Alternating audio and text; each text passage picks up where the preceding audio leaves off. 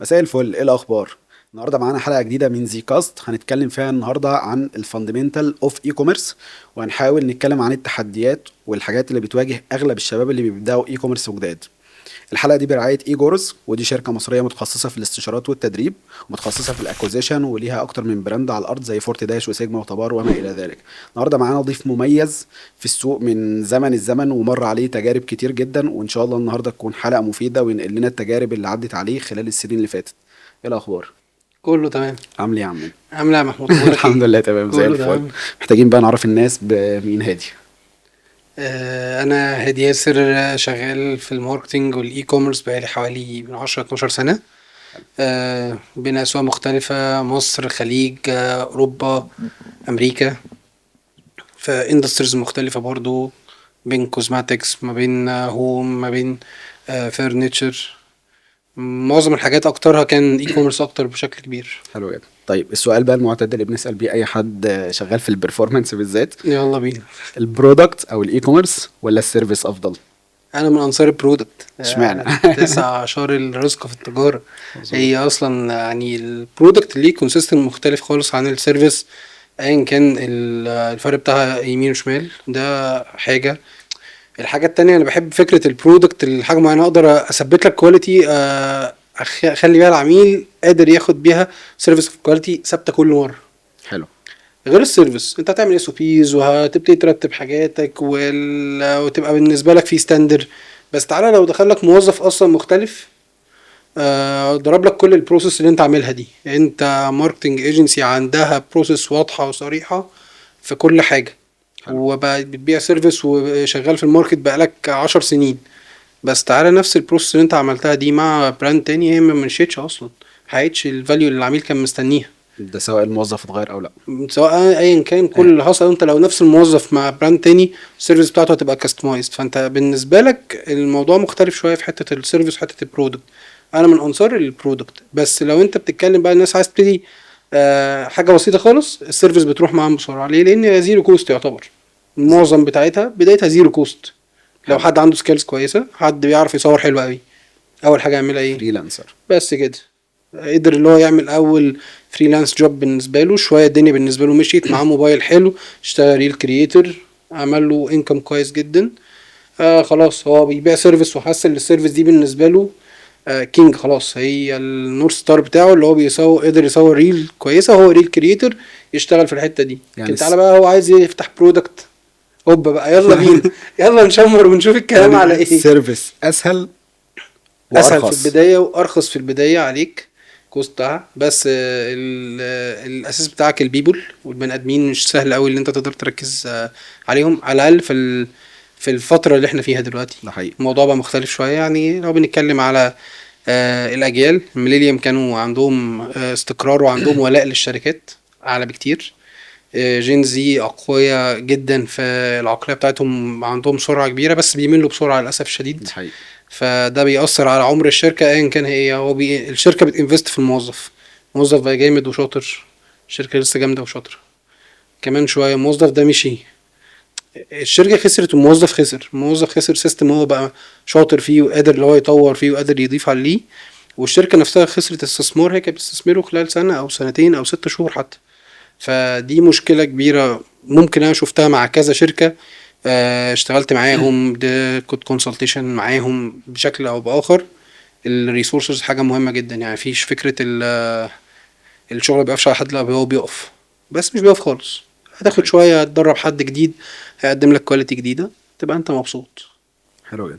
طيب بما ان بقى اتكلمنا عن جين زي، وجين زي تقريبا كلهم او 90% منهم اصلا هتلاقيهم بيدوروا ان هم يكونوا يعني يبنوا براند او ستارت اب، او عموما يدخلوا في الاي كوميرس وابقى براند اونر.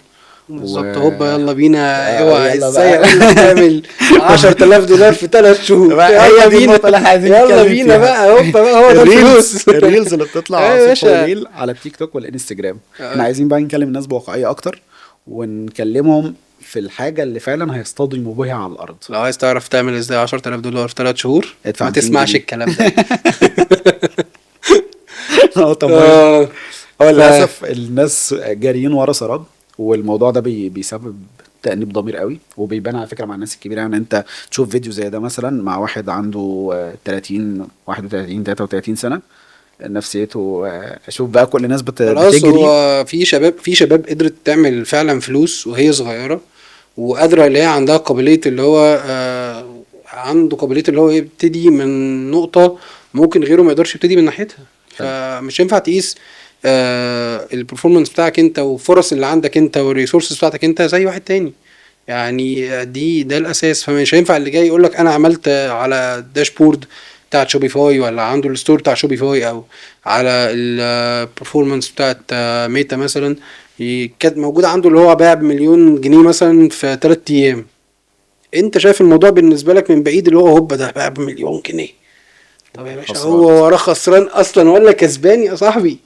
هو خسران ولا كسبان؟ ده ممكن وهي يكون مخيش ما ومديون هو ما ورق وباع ب1,000,000 جنيه. الداشبورد ده برضه هنتكلم فيه. بس هو دلوقتي لو افترضنا ان الناس خلاص هتاخد اجراء مهم. وخلاص احنا مش هنصدق الريلز اللي بتنزل على التيك توك والانستجرام، وقررنا ان احنا نتعامل بواقعيه، بس انا ستيل عايز ابدا اي كوميرس. ابدا ازاي؟ والاي كوميرس لمين؟ وابداها بكام؟ ابدا ازاي؟ خلينا افكر في حاجتين.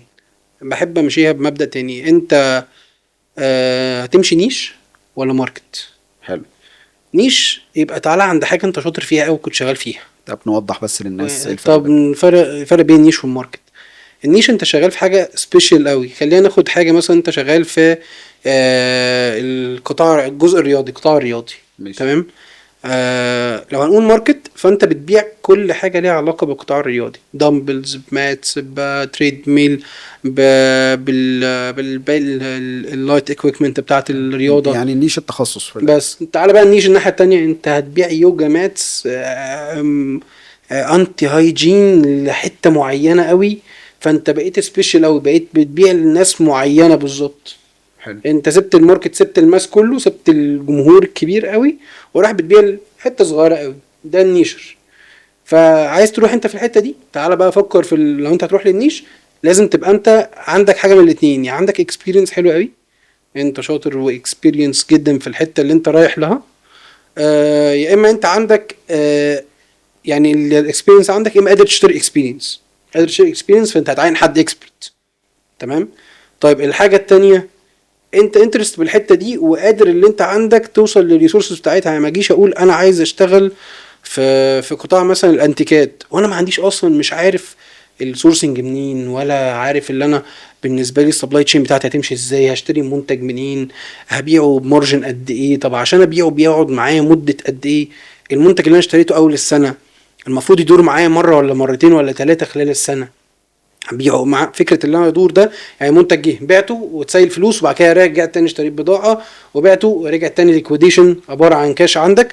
دي فكره ان انت التدوير الفلوس او السايكل بتاعت البرودكت اصلا، يعني سايكل المخزن بتاعتك كم مره. حلو. ففي بيزنس اصلا عشان تبتدي يكسب لازم يدور المخزن 4 مرات. لو ما عملش 4 مرات، ما عملش السايكل 4 مرات، يعني مره كل كوارتر، بالنسبه له خلاص هو اخر السنه يجي يقفل يلاقي نفسه سوق خسران، حتى لو هو كان ماشي زي المسطره. فتعالى بقى بص معاك مع شويه تحديات في الماركت، موضوع مختلف. فخلينا نرجع نقطه لورا. نيش يا ماركت. ماركت انت بتبيع اللي موجود، تبقى عامل زي السوبر ماركت كده، قريب من السوبر ماركت، بتبيع كل الموجود في حته معينه. حلو. مسكت الهوم، بيع شويه حاجات في الهوم، اشتغل في شويه حاجات من الجزء بتاع الهوم. هتشتغل في البيدنج، هتشتغل في المفروشات بشكل عام، هتشتغل في الرفايع بتاعه البيت، على حسب كل جزء انت عايز تشتغل فيه هتشتغل في ايه بالظبط. حلو. ده في جزء الماركت. وزي ما قلنا الجزء بتاع النيش ده هبتدي في ايه. طبعا النيش يعني اصعب ومكلف اكتر. النيش اصعب، بس وهيخليك عشان توصل له هتصرف كتير قوي على الكلاينت بتاعه. هو لازم الكلاينت بتاعه اصلا يثق في الكواليتي والفاليو اللي انت بتقدمها له. حلو. يعني مختلف خالص. يعني مش اي حد يجي يقول لك انا ببيع نيش. يعني هو راح عمل سويت بانس، شاب جميل عنده فكره حلوه، راح عمل سويت بانس، قال لك سويت بانس ده اتس فيري يونيك ديزاين، انا هبيعه ب 3000 جنيه. تعالى الناحيه التانية يقول لك زارا بيبيع السويت بانس اخوه بكام. الناحيه التانية وزارا ليه اسمه ماركت شير وبراند نيم وفاليو، والدنيا واضحه قوي. فانت ما ينفعش اللي بيسعر لك في الحته دي وداك في حته تانية خالص. يعني مش فكره عشان انت حطيت تايبو مختلف على التيشيرت ولا على السويت بانس انت بالنسبه لك بقيت نيش وبقيت يونيك وبقيت مميز هبيع بره عن السوق. سوق الفابريك سوق مدعكه مثلا، خدنا الفابريك مثلا، كميه الفاريشن والمتغيرات الموجوده فيه تخم اي حد. هو انا دايما بقول ان انت لو بتفكر 100 مره ان انت تفتح اي كوميرس، لو هتدخل في الفاشون بالذات فكر 10000 مره. ايوه انت خلينا نقول الفاشن. الموضوع اقول صعب، لك لان الناس بتستسهل الموضوع ده. كل اتنين اصحاب اقول لك هنعمل الفاشن براند مثلا، واحد. الفاشن مثلا تيجي تدخلش في قميص، تبتديش بقميص، حلو. مش شميس خالص، هو كله بيبدا ابتدي هودز. تي شيرت. اقول لك بقى ابتدي صيفي، جاي ده حقيقي. ابتدي صيفي يا باشا. صيفي عندك تي شيرت، اعمل لك لونين ابيض واسود مثلا، اللونين دول اعمل لك منهم 3 مقاسات. تعالى بقى الحسبه اللي احنا بنتكلم فيها دي اصلا لوحدها عشان تطلع لك حاجه بكواليتي كويسه، انت تصرف شويه فلوس حلوه، حلو. شويه فلوس على البرودكشن، بعد البرودكشن انت صرفت على الانتاج. انت بقى تعالى لو انت ما عندكش خبره في القماش، فانت هتشتري قماش بالغالي، مش هتشتري قماش مش مظبوط، فانت هتيجي تبيع في الاخر مش مظبوط. لو انت ما عندكش خبره في الجزء بتاع التجهيز والقص والتصنيع، انت هتتسوح جامد قوي. حلو. انت التوب مثلا المفروض يطلع لك مثلا 60 حته ولا 100 حته. هو الاغلبيه بيصنع عند الغير عموما، بروح يضحك. اخد يعني بختار الخامه وباخد وسلام عليكم. في منه، لا في ناس بالنسبه لك، انت لو فتحت تيك توك دلوقتي يقول لك انا حسيت ان انا مش لاقي الشغف بتاعي، فلقيت فرصتي في اللي انا افتح، فقررت افتح براند فاشن عشان دورت ما لقيتش حاجه عجباني، فلقيت اللي فيه جاب في الماركت، فروحت هفتح براند فاشن. يلا بينا، انا نازل جسر السويس هشتري قماش، هوب الفيديو اللي بعديها شايل توب القماش على كتفه وبيجري بيه. انا محدش يدخل في اندستري او في صناعه ويبداها فروم سكراتش الا لو ليه خبره فيها. يا اما يعرف انت يشتري هتبدا خبره او يشتري خبره بقى، هتوظف ناس والكلام ده. بالظبط. يا اما لا، هات منتج وبيعه. هات دايما منتج. بقول يعني عايز تدخل في صناعه، هات منتج وبيعه. مشي معاك وبدات تفهم فيه وبدات تفهم الخامات، والتجربه فيه اسهل بكتير كوقت كوست اقل، وفلوس. كوست اقل بكتير ده جدا حقيقي. طبعا. فصابت معاك، يلا بينا. ما صابتش يبقى انت اتعلمت كده على الهادي وبشويش وانسحبت من السوق. بس تبقى شاطر وانت بتشتري. التجاره بقى ايا كانت على الارض ولا يعني اونلاين، التجاره شراء. ده حقيقي. تشتري التجاره مش بيع خالص. التاجر الشاطر بس بيشتري احسن ما يبيع. بالظبط كده، التاجر الشاطر هو يشتري. البرشيزنج عندك عصب البيزنس بشكل قوي جدا، اذا كان انت بتبتدي بيزنس صغير او ربنا كرمك وبقى بيزنس كبير. انا فاكر ان احنا لما بدأنا فورتي داش اول كوارتر تقريبا، كنا بنخسر، بس احنا كنا عاملين بومنج فاحنا مكملين. ليه بقى؟ انا كنت طب كان في كاش فلو بيتحرق بشكل كبير. بشكل كبير بس جدا. انت عارف ان انت عندك اوبورتيونيتي تلعب في الكوست هتظبطها، بس انت مش فايق لها دلوقتي. انت مشغول بالماركتنج وبالاوبريشن والفولفيلمنت، فكفايه. وانس ان الدنيا بقت ستيبل والاسم اتعمل وبدانا ان احنا نطلع اوردرز بشكل كويس فوليوم خلاص بقى ثابت، رحت بقى ماسك البرودكت نفسه. تعال نشوف احنا هنظبطه انا ازاي. كنت بكسب فيك كام 20%، تعالى ده انا اعرف اكسب 50%. بدل ما باخد من السبلاير ده انا هروح لفلان كذا وكذا كمياتي خلاص بقى تحت ايدي كميات. بالظبط. وما غيرناش الحمد لله في المنتج وقدرنا بس. نحافظ على الكواليتي. انت ورغم كنت كده بتشتري من تالت ايد مثلا، قول كنت نزلنا بتشتري بكوست اول مره كويس. من تالت ايد. كنا بنشتري مثلا ممكن نروح نجيب توليفه جاهزه، خلاص احنا مختارينها بس بنخلي حد هو اللي يعملها فيجهزها لنا الكلام ده كله، فبندفع على ده فلوس. بس انا مش فاضي اصلا ولا عندي الوقت ولا المجهود ان انا اجيب واخلط واعمل واسوي. لحد ما فقت بقيت شغلانتي الشغله خلاص، التيم كله والدنيا مستقره. شغلانتي الشغله دلوقتي ايه؟ البرودكت نفسه. العب في الليبل نفسه وفي الكيس، واروح لسبلاير بدل ما ده بيكلفني جنيه يكلفني نص جنيه. فدي كانت تاني كوارتر ده اللي بدأ يطلع ريفينيو. دي حته حلوه قوي اللي انت برضو اتكلمت فيها. اللعبه كلها مش بروموشن. اللعبه كلها في حاجات كتير قبل البروموشن. قبل الاعلان، فكره قبل الاعلان انت في المنتج ده شكل الباكنج بتاعه عامل ازاي. فلما تيجي هتروح تصنع، التصنيع حلو جدا جدا جدا وممتع، بس كاش فلو كبير. يعني انت عايز تبتدي زي ما كنا بندردش، عايز تبتدي عشان انت عايز تبتدي بيزنس ده بيقول لك 500,000 جنيه عشان تبتدي مثلا. حط زيهم اخوهم على جنب، والمليون انت مش عايزهم بمعنى الكلمه دي مهمه يعني. والمليون انت مش عايزهم. انت بتلعب بفلوس مش هتزعل يعني عليها. يا ولا تلعب بفلوس الناس، ده رقم واحد. رقم 2 ولا تلعب بفلوس انت مزنوق فيها. والتالتة ولا تلعب بفلوس انت واخد بيها كارد، وربنا يبعدنا، ربنا يعافينا، ربنا يستر علينا. بس يعني فالتلاتة اسوأ من بعض طبعا. يعني انت ما تروحش للسكه دي. هي فلوس انت ربنا كرمك، حوشتها، شلتها، ورثتها، ايا كان. المهم الفلوس دي مش في الحسبان اللي انت عايزها تاني. ده حقيقي. عدت خلاص يا باشا، خلصت تمام زي الفل. كسبت، ربنا كرمك والحمد لله الدنيا ماشيه تمام، يلا بينا زي الفل. لا قدر الله ده مش رزقك او ما وفقتش في حاجه، خسارتك في الفلوس اللي مش هتبقى مأثرة على حياتك ولا على بيتك ولا على اي حاجة في حياتك، ولا هتبقى مديون بيها لحد. حلو. بس ده قلنا في الحلقه اللي فاتت واللي قبلها، ما تلعبش بفلوس غير انت فعلا مش زعلان عليها، ومد رجلك على قد لحافك زي ما بنقول. بالظبط. ولو تقدر ان انت تلعب بفلوس غيرك عن طريق ان انت تنزل تتعلم معاه، اعمل كده. ده حقيقي، انت كتير جدا انت يعني فكرة اللي انت تبقى بلية في شغلانة، في شغلانات محتاج ان انت تكون بلية فيها فعلا، في شغلانات محتاج ان انت تكون تفهم الفنيات اللي جواها. اي شغلانة فيها فنيات كتير محتاج انت تبقى فاهم الفنيات، عشان لما تجيب حد على الاقل تبقى فاهم اللي هو بيضحك عليك ولا لا. يعني فور اكزامبل، في حد من الناس اشتغلت معاه كان بيصنع ملابس، فكان جايب حد خبرة عشان يبقى هو مسؤول عن خط التصنيع. الحد ده طلع اللي هو يعني في البداية كده بس كان بيزود في الكوست 4 جنيه، بس 4 جنيه فرقم بقى بنتكلم في الباتش مثلا 5000 قطعة فهو أصلا كان بيبروفيت أكتر من صاحب البيزنس نفسه. والشاب ده ما كانش شايف الحتة دي ليه، لأن هو ملوش دعوة، ما دخلش الفنيات دي أساسا قبل كده. هو راح جاب اكسبرت، للأسف الشخص ده كان غير أمين فراح بكده. فانت بقى لما تجيب حد بيجي يقول لك الحاجه دي انا بنجيبها ب 10 جنيه، انت عارف ان الحاجه دي اصلا كلها على بعض ب 8 جنيه، تقول لا احنا ممكن نجيبها ب 8 جنيه من مكان تاني. فتقدر تعرف البيزنس بتاعك ماشي ازاي، وتقدر يكون عندك دايركشن واضح من غير ما تتسوح يعني بشكل عام. حلو جدا. طيب سؤال بقى، الاي كوميرس فلوسها حلوه؟ فلوسها حلوه وخسارتها تخيش. فلوسها حلوه وخسارتها فلوسها حلوه وخسارتها تخيش، وبالذات اول ما تبتدي تكبر ويقول لك يا باشا هوب تعالى. التاجر الشاطر برضو، انت مش لوحدك تاجر شاطر، التاجر الشاطر انت بتشتري منه يقول لك ايه ده صاحبك حلو، انا هديك كريدت لاين معاك اسبوع، بعد الاسبوع معاك اسبوعين. دي لو اتدارت صح شطاره، بعد كده لو استغلتها صح بعد كده بقى شهر، بس شهر وانت اصلا عندك جاب. اقول لك حاجه، اكبر وقتين بيبان فيهم الجاب، العيد الكبير والعيد الصغير. حلو. ليه؟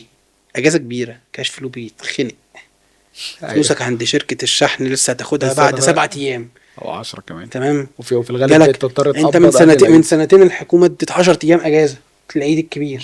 العيد ده برضه بس العيد ده مدين من احنا بنتكلم من يوم الثلاث لحد يوم الحد، مش عارف الحد دخل ليه يعني برضو يعني الحد ما كانش ليه دخله، بس يوم التحويل مش عارف يعني الحد ده اصلا البنك هيقول بسم الله الرحمن الرحيم يلا خدوا فلوسكم يا جدعان. يعني انا اقبض الناس قبل العيد قبل يوم الوقفه، بس اول فلوس هتدخل السنه بقى فلوس يوم الاثنين او الثلاث يعني الاثنين مش هتخش الفلوس، تتكلم في الثلاثه هتخش لك اول فلوس في المتوقع يعني. شركات شحن تقفل لك وتقول لك مرتجعاتك بقى تعالى بص احنا كان قبل العيد عندك تلتين الاوردرات مندوب لم يرد يا باشا حرام عليك. بس فالعيد بيبين خانه الكاش فلو جدا عند الشركات، لان الفلوس وهي دايره ما تبانش لو ما حدش فاهم يعني.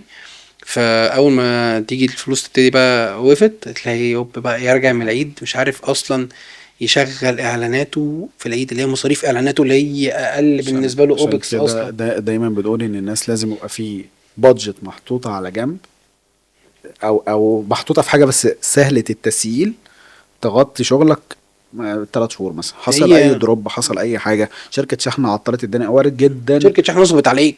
مش هقول لك بقى انت ما تشتغلش بحاجه تحت السلم، مش هقول لك بقى ما هو انت لسه بتبتدي بقى. شركات شحن كبيره وارد يعدي عليها شهر مخيشه. ايوه وانت اللي بتشيل الشيله. شركات شحن كتير قفلت في الماركت. مش هنتكلم عن انها عد، بس مره واحده الماركت قاعد بيصفي ده يقدر يكمل ده ما يقدرش يكمل، واللي قادر يكمل عشان عنده فاينانشال سيتويشن كويس، عنده موقف مالي قوي قادر اللي هو يتحرك فيه. فالنصيحه اي كوميرس ولا غير اي كوميرس، هتعمل اي حاجه خليك فاهم فلوس. ربنا كرمك وفهمت فلوس، انت عديت في حاجات كتير وربنا ان شاء الله يكون كاتب لك التوفيق قبل اي حاجه. بس حقيقي فهمت الفلوس انت هتريح كتير. فهمت الفلوس هنا بمعنى ان انت فهمت ازاي تدور. فهمت ازاي يعني فلوس دي كاش ان والكاش اوت والاوبكس بتاعتك، المصاريف الشهريه بتاعتك عامله ازاي، والمصاريف الشهريه بتعلى في اني بند وما بتعلاش في اني بند، وفي بند عندك سحب منك سيوله كبيره وهو ربحيته قليله، في بند لا بيسحب منك سيوله اعلى بس هو ربحيته اعلى بكتير وقادر انت تستخدمه، بس بيضطر مثلا يقول لك مثلا عشان تشتري منتج بيربحك كويس بس هو لازم عشان تشتري كميه كبيره، فانت ده مسك لك كاش فلو كتير. فماسك الكاش فلو دي انت عايز ليكويديشن، انت عايز فلوس عشان تقبض وتدفع مصاريفك اليوميه ودنيتك والكلام ده كله. فدي الحسبه دي انت مش تقدر تفهمها من يوم وليله، بس تقدر تفهمها لو انت فاهم فلوس، فاهم الفلوس دي بتيجي ازاي وبتخرج ازاي. ودي اهميه الداتا بقى بس في الشغل عموما. ده كده كده انت بالنسبه لك، انت لو من اول يوم وانت يعني النصيحه بشكل ما، انت لو تبتدي وانت لوحدك اعمل حاجتين. عندك شيت بتاع حسابات، وشيت تاني بتكتب فيه انت بتعمل ايه كل يوم، عشان انت بتعمل ايه كل يوم دي تتحول كمان شويه ان شاء الله ربنا كرمك وكبرت لاس او بيز جوه الشركه، عشان لما تيجي تديليجيت تبقى قادر تعرف انت بتديليجيت ايه.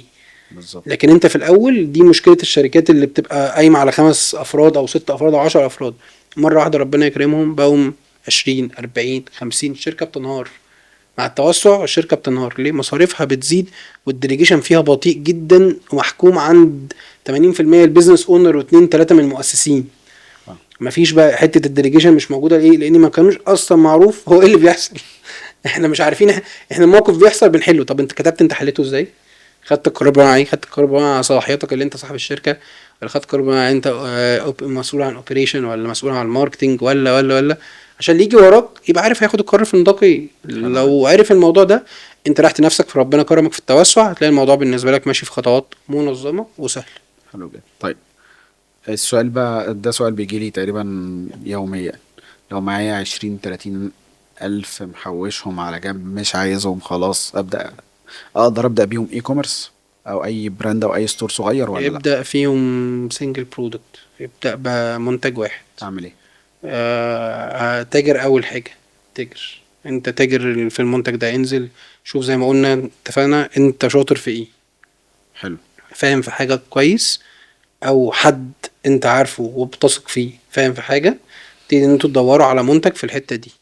هنقول مثلا منتج في حاجات المنزليه، ادوات المنزليه، تبتدي ماشي. تشوف لك حته مع حاجه مع برودكت معين، إزاي تمسك أصلا أختار الماركت، المنتج؟ تمسك أو الماركت على إيه أساس أختاره؟ على اي اساس بقى نختاره؟ ده احنا هنتكلم في حاجات كتيره جدا. عم نتكلم على اي اساس المنتج انت تختاره. هتشوف المنتج ده اصلا فين في البرودكت لايف سايكل بتاعته. انت في منتج دلوقتي موجود في الماركت، لو انت وقعت في منتج ترندي فده مش طلعتك. أنا ضدها ما تماما. تطلعش في منتج ترندي، لان الترندي اصلا ترندي برودكت دي هي السايكل بتاعتها انت غير متوقعه بالنسبه لك بشكل اخر. هم يعني كبار الكشف فلو. هي ممكن بس طبعا تنطر ناس فوق، هي بترمي بس كله فلوس، بيطلع منها متعور. بترمي فلوس بس امتى؟ في اول طلعتها، في الهايب بتاعتها. أو كله بيطلع متعور. كرييت الهايب والجروس بتاع فتره الجروس بتاعت البرودكت، بس ممكن يقلب من جروس لديكلاين وقتي. ده حقيقي. مفيش ماتيوريتي اصلا، ما بيلحقش يخش ماتيوريتي. نط من يا المركبة على باشا، طول. لا هو من انترودكشن جروث مره واحده ضرب فوق خالص، بعد ما ضرب فوق ديكلاين ما لحقش. هو ماتيوريتي دي بالنسبه له 4-5 ايام، بعد كده المنتج مره واحده اللي كان بيتباع. يعني خلينا احنا لينا في الصباره الراقصه خير مثال، من 1000 وشويه وصلت لها بتتباع ب 120 جنيه و140 جنيه و150 جنيه. تخيل بقى اللي كان شاريها عشان يبيعها ب 1500، لا مره واحده في تاجر تاني اشترى بقى اللي هي اللو كواليتي بتاعتها بقى، والصين بتصنع ابو جنيه وابو 10 حقيقي. بس. اشترى ابو جنيه وهيبيعها ب 150 جنيه، والتاني هبيعها ازاي؟ التاني بيبيعها اقل من 10% التكلفه بتاعته. وللاسف اصلا ناس كتير هو يعني هو بيبقى عنده عجز في ان هو يختار المنتج بتاعه، فهو بيجري ورا الحاجات الترندي. انا دي شفتها كتير جدا. هو شايف ان في منتج شغال مع فلان، انا هجري وراه. هو اصلا عبل ما بيلاقي السبلاير بتاعه، عبل ما بيجيبه بسعر غالي، بيلاقي السوق اتحرق. والسبلاير اصلا ما بقاش دلوقتي، مش فاهم الكلام ده. السبلاير هو اللي الكلام ده من 2019. السبلاير هو اللي بيعوض. 2019 و2020 كان السبلاير ما عندوش مشكله يديك، يقول لك ايه، خد ال4 كراتين هم بتوع الصنف كله. لكن دلوقتي السبلاير يقول لك ايه، اطلع شويه فيديوز، عندي عرض الحته دي القطعه دي ب 200 جنيه. ده حقيقي. وانت رايح شاريها منه جمله ب 200 جنيه. كنت مع حد من كام يوم وفعلا الموضوع اتفتح. السبلاير هو اللي بيحرق عليه المنتج بعدين، هو اللي بيتست. يعني هو بيتست بيك، هو بيتست الارقام بس، هو بيقدر يوصل للداتا بتاعتك. اول ما يلاقيك بتحرق تبتدي تسحب منه تاني. لا عارف لعبتها خلاص كده يقول لك المنتج مش موجود عندي، والله خلص بالسلام. خلاص. ليه؟ عشان هو بيبيعه. ما انت خلاص انت عديت، انت سهلت عليه مرحله ان المنتج اتشهر عند العميل، فالعميل بقى بيدور عليه. عديت الانترودكشن، فخلاص المنتج بقى موجود في الماركت والناس عرفته بتدور عليه. تلاقي اللقطه دي. فعشان كده لما تيجي تروح لحته خليك عارف اللي انت، يعني اهم حاجه انت زي ما اتفقنا، حاجه انت عارف فيها او عندك حد تراست عارف فيها. النقطه الثانيه، ما يكونش سبلاير واحد اللي بيبيعها. سبلاير واحد اللي بيبيعها قادر بكره يقفل عليك المحبس خالص. ده حقيقي. يعني يعني احنا بنتكلم من ضمن الباريرز، بارير اوف سبلاير نفسه اساسا، اللي انت يكون عندك اللي انت تخش الماركت ده يكون فيه صعوبة للوصول للسبلاير بتاعه، للتاجر الجملة، للمستورد، للي عنده المادة الخام. الصعوبة في الحتة دي، واللي انت يكون عندك اوبشن 1 و2 و3 هيريحك كتير، هيخليك على الاقل تمشي وانت مستريح، مش مستني اللي ممكن المورد ده يقول لك بقول لك ايه، لا معلش الخلاصة بقت غالية. كده، اه. ال 20-30 ألف هيعملوا بيزنس ولا لأ؟ يعملوا بداية بس ما يبنوش بيزنس النهارده. بمعنى يعني خلوك تعمل فاليديشن انت قادر تشتغل اصلا ولا لا، خلوك انت تبقى فاهم الدنيا ماشيه ازاي. انا بالنسبه لي 20 30 الف 50 الف يعني $1000 يخلوك فاهم الدنيا ماشيه ازاي، بس ما تحطش امل اصلا اللي هم بالنسبه لك راجعين بنسبه 80% 70%. ماشي. طب انت ممكن شركات الشحن اصلا تاخد منك تلتهم اذا ما كانش اكتر. شركات الشحن مع المرتجعات خلاص كده، انت بالنسبه لك الفلوس دي احنا عايزين اتحرقت باي باي مع شويه ع- فلوس على ادز اساسا، انتهى. احنا لكن عايزين نعرف الناس ان انت في الاي كوميرس اصلا انت بتصرف عشان يبدأ يجيلك، فانت عمل من المنتج اصلا يطلع من عندك ويرجع لك فلوسه، سواء هو بقى يعني هو وارد ان هو نفسه يرجع ده فكره اللي مدفوع هو عليه. هي فكره اللي هو يرجع، اه، دي حاجه تانية. انت ما هو انت بالظبط. دلوقتي جبت المنتج، جبنا المنتج ب50 جنيه، صرفنا عليه ادز، بقت تكلفته كلها يعني على دفعت بعضيها. مقدما اهو، تمام كده، هندفع عليه اد. تمام. كلفنا 100 جنيه. كلفنا كمان 100 جنيه، بعد كده ب150 جنيه. فانا ببيعه بكام؟ ببيعه ب500 جنيه، وده مش موجود عشان بس نتفق. ده مش موجود غير في حاجات معينة قوي. تمام. ده احنا بنتكلم اللي هو من 50 ل 500 جنيه. العميل ما بقاش عنده العميل ذكي جدا، يعني والمنافسة شديدة. اللي بيفكر عميل عبيط، فمع احترامي محتاج يراجع نفسه. العميل ذكي جدا وبيدور كتير قوي، وباور اوف اي النهارده بيخليه يدور بوان كليك، فما بقاش ياخد وقت اساسا. حلو.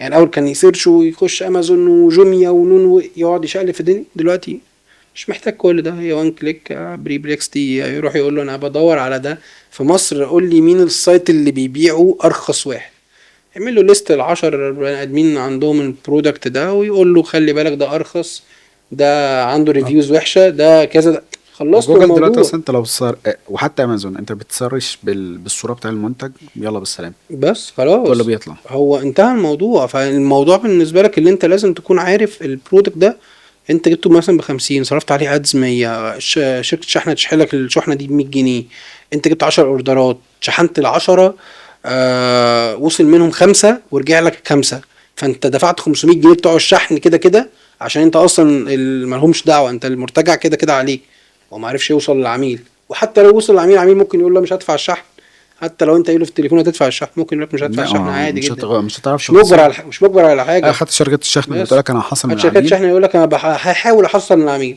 وافق انا حصلت، ما ما وافقش وافقش ادفع. انا دافع. انت دافع يا باشا. فانت لقيت نفسك دفعت 500 جنيه ودفعت عليهم، ودفعت الفلوس بتاعت الادز بتاعت الخمس منتجات اللي رجعوا، فهتلاقي نفسك في عندك شويه فلوس هي لسه ما ردتش تاني، بس انت عرفت السايكل ماشيه ازاي، عرفت اللي انت بتعرف تشتري ولا لا، فانت عرفت بتعرف تشتري كويس، فانت تبقى شاطر المره اللي بعديها لما يبقى معاك بدل ال50 دي 200,000 هتعرف تخش بقى، تعرف تمشي ازاي. بس ما اه، تجيش تعمل الشغلانه بتاعت 50,000 دي شهر واحد 2026 وتيجي تقول لي 1/27 انا هعمل بقى معايا 200,000. عمر السوق ما كان في ده زي في نفس الوقت اللي في السنه التانية. السوق العميل بيبقى متيور انف اكتر، بيبقى عنده وعي اكبر، وبشكل عام بيبقى ممكن يغير رايه في حاجات كتيره جدا. المنتج بتاعك كان كويس جدا وبيفلفل نيد عند العميل، فانت كنت شايفه صح. السنة اللي بعديها هو ظهر له اصلا سبستيتيوت تانية، بديل اخر، هو كان متكيف بيه قوي ومستكيف، ما عندوش مشكلة خالص، اللي فيه بديل قدر يحقق له اللي هو طب كان عايزه. انت اصلا من وجهة نظرك وكراجل شفت تجارب كتير وفي البرفورمانس وكده، الوقت اللي احنا فيه دلوقتي تتوقع اقل بادجت الشخص اللي عايز يعمل براند بجد، بقى مهم. خلينا نقول براند في الفئة المتوسطة، اقل بادجت ممكن يحتاج قد ايه مثلا عشان ابدا اي كوميرس براند؟ المجال ايه؟ ما المجال ايه برضه؟ ايا كان ده بقى احنا انا. بنتكلم يا محمود، لو هتتكلم في تبتدي في صناعات غذائية، تبتدي في كوزماتكس، تبتدي في ملابس، كل مجال ليه بودجت معينه، بس انا بقول لك يعني متوسط احنا بنتكلم مثلا في سكه $5000. انت هتتكلم بقى مصر او بره مصر، يعني هتشتري بضاعه من هنا بشكل عام يعني، او ربنا يكرمك وهتخلي حد جاي بشحنه يجيب لك معاه شويه بضاعه صغيره، فانت تدفع لك مثلا سكه $2000 $3000، تبقى حاجه صغيره خالص كده وسط شحنه لحد كبير، فانت علاقتك كويسه اصلا بالمستورد عشان يجيب لك وسط شحنته حاجه شبهها. ده لو هستورد ده عموما. لو هتستورد، فلو انت هتصنع هتروح تصنع زي ما قلنا كده مثلا ملابس. انا ممكن اشتري حاجه محليه من السوق هنا. بس بقول لك كتير جدا ممكن تشتري حاجه تصنيع محلي كتير قوي، يعني طيب في انا تصنيع محلي ممكن ابدا كتير. اصلا من غير ما اشتري منتج. تشتري تجاره بقى زي ما قلت لك، تبقى شاطر شراء. شاطر شراء اشتري هنا وبيع، شاطر شراء يعني انا اشتري وبيع. انا ممكن انزل في اي مكان شفت برودكت معين وشفته بيتباع فعلا، فاروح اجيب 5 قطع، ولما يطلب بقى نشوف الكلام. انا ضامن ان هو متوفر في السوق مثلا. بس سعره كام؟ لا حاجه سعره كام رخيصه انت؟ يعني. يعني يعني حاجات. انا قررت اشتغل في الفاشن، فاروح اجيب تي شيرت بيزك خالص، ابيض يعني واسود. انا لما اروح انا قررت اشتغل في الفاشن جيت تشتري في يعني غلطت وقررت اشتغل في الشتوي، اول دخل ليك شتوي. انت كده هوب، ركنت. يعني هوب، بسم الله الرحمن الرحيم كده تمام. فقال لك ايه يعني، خلينا نقول مثلا السنه اللي فاتت قال لك الهودي في كوست بتاعه من اول، ممكن تصنع هودي من اول 180 جنيه حلو. لحد 500 جنيه. حقيقي. تمام. تعال انت بقى مش فاهم في الصناعه، قلت هبتدي انا عايز بس 12 حته من كل مقاس. هوب الشتا انا خلصت. عايز دستة، انا عايز دستة من كل مقاس. جيت اتخميت في الخامه وخدت الخامه ب 200 جنيه، ب 450 جنيه. هتسعرها انت بكام؟ هتقول يعني 2000. دي مشكله بقى شفتها انا لايف. كانت الخامه، كان القطعه واقفه على العميل، على صاحب البيزنس ب 450 جنيه، راح كلفها مع ايجنسي تصوير، وقفت يعني هنقول متوسط تكلفة اللي انت على القطعة تكون داخلها مثلا في سكة 200 جنيه. تكلفة الايجنسي للأسف يعني عورته جامد قوي، كاستنج ودايركتور ومخرج وانتاج، وعملوا منه يعني كان فرح. لسه مبتدئ. وهو كان لسه بسم الله الرحمن الرحيم بس، وكان بسم الله الرحمن الرحيم بالنسبة له وبالنسبة لناس تانية رقم، يعني كان ممكن نقول الستارت كوست بتاعه مثلا كان حوالي 1.5 مليون. ما شاء الله. تمام. فما شاء الله هو كان بداية تقدر تخليه مستقر وثابت على الأرض والدنيا حلوة وجميل. راح صنع ده يعني ما توفقش في السعر اللي هو خد اشترى بيه. راح صور الشوت بتاعه والبرودكت شوت بتاعه، خد رقم كبير قوي منه مرة واحدة. القطعة بقت شايلة كوست قبل ما تبتدي تحط لها أي بروفيت، شايلة كوست بس هي لوحدها وصلت حوالي 900 جنيه. يا نهار أبيض. خلص شغل هو في المنتج، كان الكلام ده مش هيلاقي السيوله يكمل بيها اصلا. اولموست شهر واحد. الشتا خلاص. فالشتا بيخلص وداخل في السيل، فهو هيبيع بالسيل بسعر اللي اصلا كوست عليه، وكوست واقل من الكوست كمان عليه. فمره واحده يعني اشتغلنا مع بعض، بس ما توفقناش ان احنا نقدر نعمل حاجه، لان الموضوع مش فكره ادز بس. وقبل ما نشتغل ونحط اي حاجه قلت له احنا مش هنقدر نعمل حاجه، يعني خليه بس احنا مش هنقدر نعمل حاجه، يعني خلينا يعني الفلوس دي. اقول لك حاجه، انت اكرم لك لو انت معاك سيوله اركن البضاعه دي للشتاء الجايه واشتغل على الشيء على الصيفي. بالظبط. يعني لو معاك سيوله اركن البضاعه دي للشتاء الجايه، هتبقى وفي ممكن تكلفتها احسن بكتير ليك بالنسبه لك الشتاء الجاي، عشان طبيعي كده كده سعرها هيعلى. واشتغل صيفي، يعني جهز للصيف وتخش الصيف كده في وقته مظبوط، الدنيا بالنسبه لك تمام، بدل ما انت داخل في وقت السيل. يعني انت طبعا. داخل اصلا بتلونش الشركه بتاعتك والبراند في وقت السيل. بس هو كان يعني كان عنده رأي اخر اللي هو لا ما في الغالب السيوله انا هتخيش معايا. انا عايز اجرب، طب عايز انا اجرب. انا انا دلوقتي لو هدخل اصلا المفروض يعني البادجت اللي معايا اقسمها ازاي، وعلى ايه، على اساس ان انا اضمن ان كل حاجه واخده حقها عشان ما فيش حاجه تيجي على حاجه. يعني واحد زي ده ممكن يكون صرف كل السيوله بتاعته اصلا في البرودكت، وفي الاخر جاي يشتغل ماركتينج ليه ما هوش فلوس. ما كانش معاه خالص. طيب ما عملتش حاجه بالمنتج. بقت سيولته موجوده في بضاعه ماسكه، يعني الفلوس ممسوكه بضاعه، منطقي ان في هو بضاعه يحرق. غاليه قوي كمان. اه. يعني بضاعه غاليه، مش بضاعه كمان يحصل لها ليكويديشن بالسهل. يعني هو اصلا عشان يسيل الفلوس هيحتاج ان هو يصرف عليها عشان يجيب يعني نفس الرقم اللي نصها اتصرف. عشان يجيب نصها، عشان يرجع نصها تاني. هيصرف بس عليها. دي الفكرة، انت لازم تعمل حسابك في كذا حاجة. يعني انت بنتكلم إيه، تعمل حسابك في ايه؟ تعمل حسابك في تكلفة المنتج اول حاجة. تكلفة المنتج دي تشمل كل حاجة، تشمل المنتج نفسه، تغليفه، الباكينج بتاعه، يعني تغليفه بره عن اللي انت بتعمل تغليف للباكج الشحن. نفسها. الباكينج نفسها بقى بره عن الباكج اساسا. الشحن، تكلفة الشحن عليك متوسطها قد ايه؟ شحنتك اصلا هتخش في اني فلاير في شركة الشحن. ده حقيقي. المنطقة اللي انت بالنسبة لك هتكون اعلى ديماند متوسط هي فين؟ القاهرة ولا وجيزة ولا صعيد؟ ولو عندك عمالة كمان في بس ناس ما بتضيفهاش. فانت عندك هقول لك في البدايه ما تروحش العماله، هتروح للفيلمنت سنتر. هيكلفك على الشحنه الواحده كام؟ حلو. 40 50 جنيه، 60 جنيه. تمام. جنب 60 جنيه انت لازم يكون عندك سي اس، عشان السي اس انت تبقى السي اس، انت تبقى بتعمل ايه؟ تبقى بتنتج، تبقى بتتابع الماركتنج، بتتابع السي اس، بتعمل كل ده عشان تحاول ان انت تعمل سيفنج كوست. طب هو مفيش سيفنج يعني لو في ستيف كوست بقى انت اصلا تجيب وقت منين؟ ده رقم واحد الحته دي. يعني اوريدي رقم واحد اصلا انت في وقت اصلا لكل الحاجات دي ولا لا؟ جنبيها تكلفه الاوبريشن بقى، الديلي اوبريشن. انت عندك مشاكل كل يوم بقى. العميل رجع إدارة القطعه بعد ما اشتراها ب4 ايام، عشان القانون إدارة بيقول له البراندات. 14 يوم يقدر يرجع القطعه.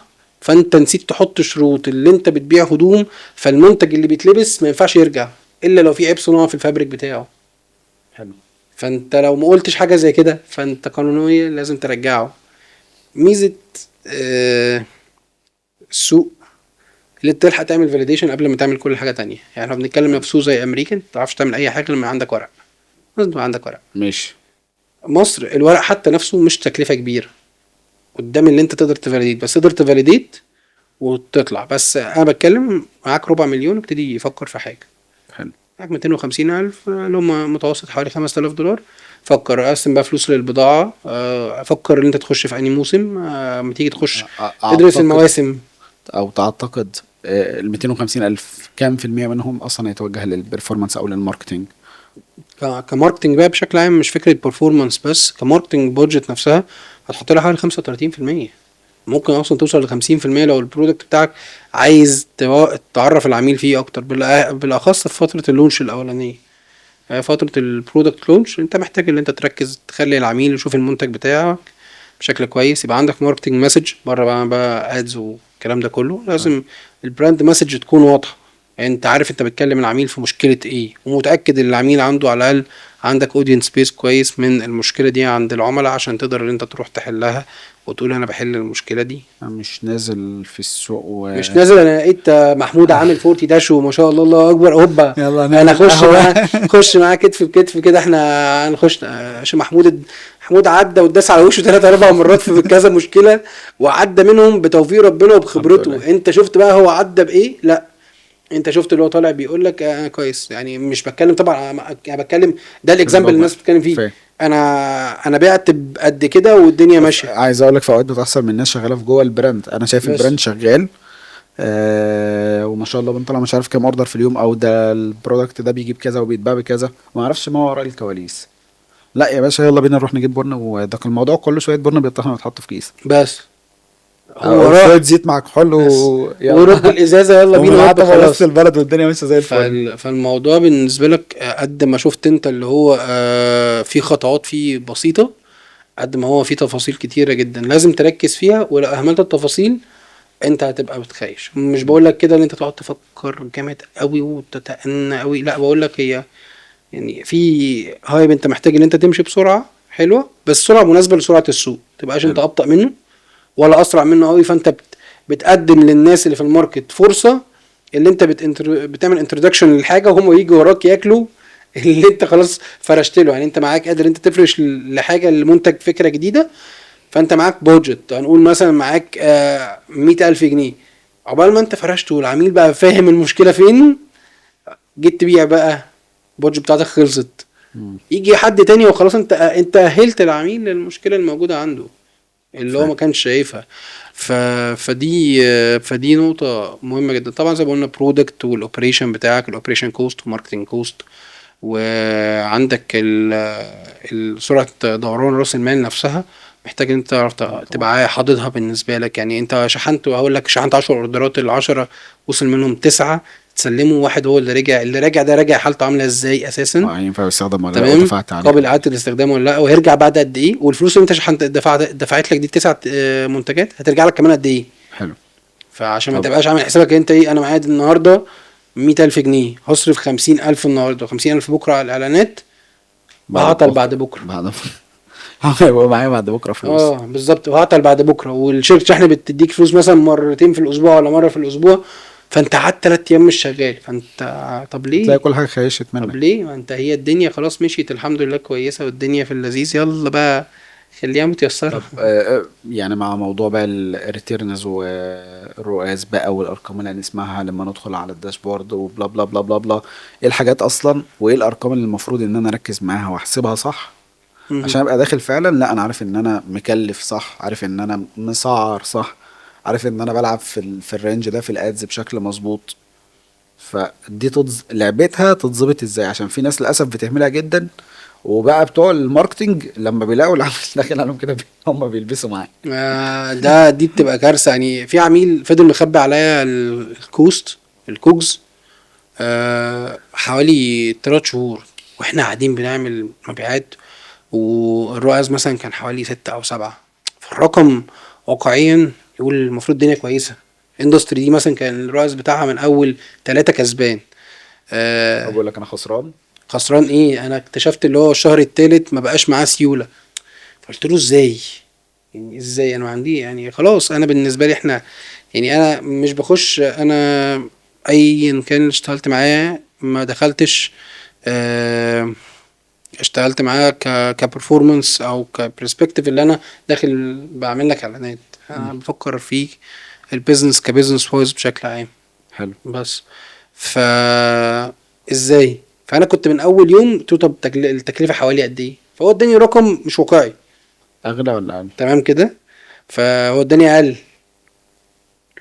ف ده اللي هو يعني الناس بتفهلة أس... وبتديك اغلى على اساس ان انت ايه اداني تلاقي اقل ليه الدنيا بقى؟ كويسه. عشان هو ما كانش حاسب، يعني هو ما الله. كانش عارف، هو ما ان كانش شاء عارف الله. اصلا التكلفه الاساسيه عليه كام. يعني مثلا هو كان بيقول التكلفه مثلا عليه 100 جنيه، حلو.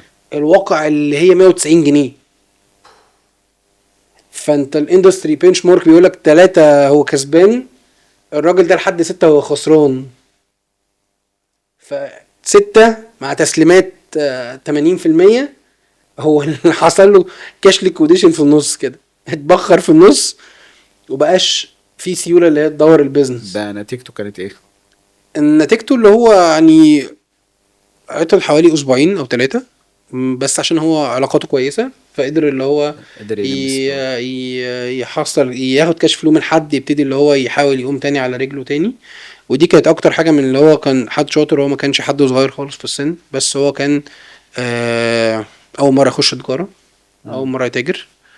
ودي نقطة شفتها مع كذا حد، يعني حوالي 4 5 كان مالهمش دعوة بالتجارة خالص، موظف من أول حياته عادي ومستريح، فخرج معاش عايز يعمل حاجة. ده حد كبير اه اصلا. عايز يعمل حاجة، يعني فللأسف يعني اتسحل مع تيك توك. يعني بالمناسبة تيك توك مش بيسحل بس الصغيرين، بيسحل الكبار، لاني جديدة دي. يعني فاتسحل مع تيك توك شوية، فشاف اللي فيه حاجات سهلة تتعمل، فأنا أروح، فخد حد ريفرنس ليه. وبعد راجل كان يعني كان بيكتب الحاجة اللي الشخص ده بيعملها في فيديوهاته. يعني الشخص هو كان متابع بيكتب وعايز شخص ما، ينفذ. كان بيكتب الشخص ده طالع بيقول انا عملت كذا عشان وصلت لكذا. يعني انا عملت مشيت الخطوات دي، وكان عامل سيريز مثلا 10 فيديوهات ولا 12 فيديو، فباع في الشهر ب1,000,000 جنيه. فهو عايز ينفذ فالراجل كده. كان كاتب وراه وماشي على الخطوات، ووقع مرة في حد كويس، وقع مرة في حد هو وحش، انت والدنيا. هو يعني انت في رأيك ايه الحاجة اللي بتخلي فيه نهم على ان الناس تجري ورا الاي كوميرس وبتستسهلها؟ عشان اللي فيه ناس بتكذب عليها، بتقول لها اللي دي فلوسها حاضرة بكرة في جيبك، اه. هي فلوسها مش حاضرة بكرة في جيبك. تفتكر الاي كوميرس اصعب من التجارة على الارض؟ التجارة على الأرض فيها آه ايوه. اقول لك حاجه حلوه قوي، الاي كوميرس 10 15% من قيمه التجاره اصلا. بمعنى معنى الارض اصلا فيها فلوس اكتر من اونلاين بكتير هي أوي. فيها فلوس يعني، بس فيها الناس مش واخده فلوس، بالها. فيها فلوس كتير قوي. وانا بتكلم مع احمد اسماعيل قعدنا نتكلم في حاجات الناس مش واخده بالها منها، زي احمد الابره احمد والدبوس احمد حسني اسماعيل برنس. احنا بنقعد نتكلم بس كده. لا لا لا يعني ف... انت بتتكلم. الريتيل على الارض، الووك ان قوته فظيعه، قوته فظيعه جدا. الناس فاكره للبيزنس هو اي كوميرس، هو اونلاين شايفين بلاتفورم. بقى ده الترند، وهشتغلوا من البيت وبلابتوب. اشتغل من البيت ايه؟ انت بس قاعد في البيت اصلا. ده انت لو قعدت في البيت، انت قاعد في البيت. خليني اقول لك، في شركات بتعمل سبلاينج للحاجات اللي انت بتكون محتاجها. آه، فممكن يعمل لك سورسنج للحاجه اللي انت عايزها وكده. بس تفتكر هو عامل لك سورسنج ببلاش؟ مم. هتفتكر هو يعمل لك سورسنج ببلاش؟ لا. عايز يكسب، مش بيزنس، عايز يكسب يكبر، فعايز يكسب. فمديك السورسنج ده بفلوس اكتر، فانت هتروح تسعر عليها، وبعد ما تسعر تلاقي نفسك بره مره واحده انت اوت اوف ماركت، لان العميل حرفيا ظهر لك اول اعلان النهارده وراه الاعلان التاني اصلا بتاع نفس النيش بنفس كل حاجه للعميل لحد تاني. فلو انت مش عارف البنش مارك بتاع التسعير بتاع الماركت ده فين، خلاص سلام. انتهى الموضوع. انت بالسلامه كده، البضاعه اللي معاك بفلوسك، بفلوس اعلاناتك، بكل حاجه انت بتعملها بالسلامه. لكن تعالى بقى على الارض، الارض على قد ما هي اوبريشن كوست، بس حرفيا انت بتعرف تعوضه، بتعرف تعوضه في قطاعات كتيره. يعني لو قلنا قطاع الملابس، لا لو فتح في سبوت كويسه في مكان كويس، انت ممكن تعمل الفرع اللي على الارض ممكن يعمل في اليوم 3 اضعاف اللي بيعمله اونلاين عادي جدا، من غير اي مشاكل، من غير اي مشاكل. حط بقى خط كتير قوي تحت، من غير اي مشاكل. ليه؟ العميل بيمشي، بيجي عميل يختار بنفسه ويمشي بيمشي مرضي، وانت تمام، بالظبط وفلوسك كده. بايتك بايته البياع معاك باع له البيعة وهو واقف، والعميل كان مستريح، خد الاوردر، اشترى حاجة ودفع فلوسها ومسكها وقتي، في ايده وجربها وحس بيها، جربها قاسها ازاي، بالاخص لو ملابس قاسها ومقاسها مظبوط ومستريح فيه. 20% يرجعوا القطعة، اللي هي الستات اللي بتبقى مترددة في قرارها على طول، وحد مثلا مستريحش للقطعة مش مقاسها لدرجة كويس. 20 اعتقد. لا ممكن توصل 20 عادي. يعني الستات بترجع، في ستات اصلا غاوية تشتري قطعة النهاردة ترجعها بكرة. كان في براند من البراندات كان قفش لقطة كده، بياخدوا الهدوم، يشتروا هدوم يخرجوا بيها ويرجعوا تاني يرجعوها بعد يومين. اوف. ف والقطعة يعتبر ايه، كأنها جديدة لسه. اه. هو الشخص اللي بيلبسها بيحافظ قوي قوي على التفاصيل اللي ما يبانش اللي هي اتلبست. حلو. عرف منين؟ آه... لقى في بيهيفير غريب كده من 4 5 بني ادمين، حلو. كل فترة يجوا ياخدوا شوية هدوم ودي ويجوا اهمية يرجعوها. الداتا بقى زي ما قلنا. يجوا يرجعوها. فالهيستوري باين اللي فيه ريتيرن بشكل فريكوينت ثابت، لان هو بيجي يرجع خلاص القطعة مش ملبوسة تمام، هيرجع القطعة. اكونت الانستجرام هو الفضح. اصلا عنصر اه الاكونتات العملاء. هي بالصدفة اصلا بقى البياع اللي واقف، ف ميتا وقوة ميتا، الشخص ده كان عامل نفس، يعني كانت متصور في نفس المول اللي فيه الفرع بتاع المحل ده. ففي الاكسبلور ظهر الشخص ده، لابس الهدوم اللي هو اشتراها من عندي الشهر اللي قبل اللي فات، وتصور شاء الله. بيها ورجعها لي، قال لي ما اتلبسش. بوم بس. ودي سرقة يا جماعة، ملناش ودي دعوة بيها. صدفة عنيفة خلت الراجل قدر يشوف ازاي الكونسيومر، ازاي الكاستمر بيقعد يشغل دماغه. وده حرام شرعا طبعا. طبعا.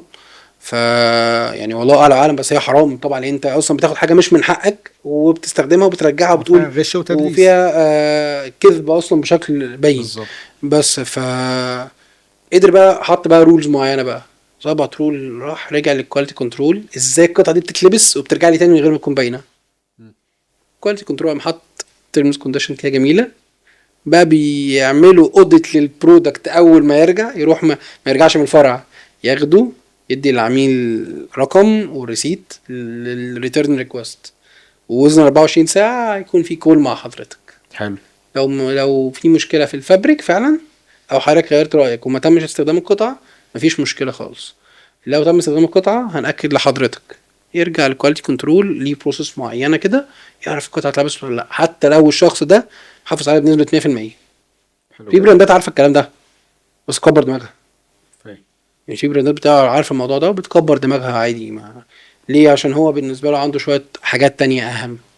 فاهم. بس يعني زي ما انت قلت كده، انت اول ما بدات ايه كنت مركز في الماركتنج ومركز في اللي انت تبيعه، تاخد ماركت تشير والدنيا بالنسبه لك كويسه، بعد كده فكرت في البرودكت. حلو. في براندات مركزه، ما عنديش مشكله في الحته دي، انت كبيرك شغلت دماغك عليا مره اتنين، تمام ماشي خلاص انا قفشت الموضوع فين. طيب هو انا ايه اكتر حاجة المفروض وانا ببدأ اخد بالي منها؟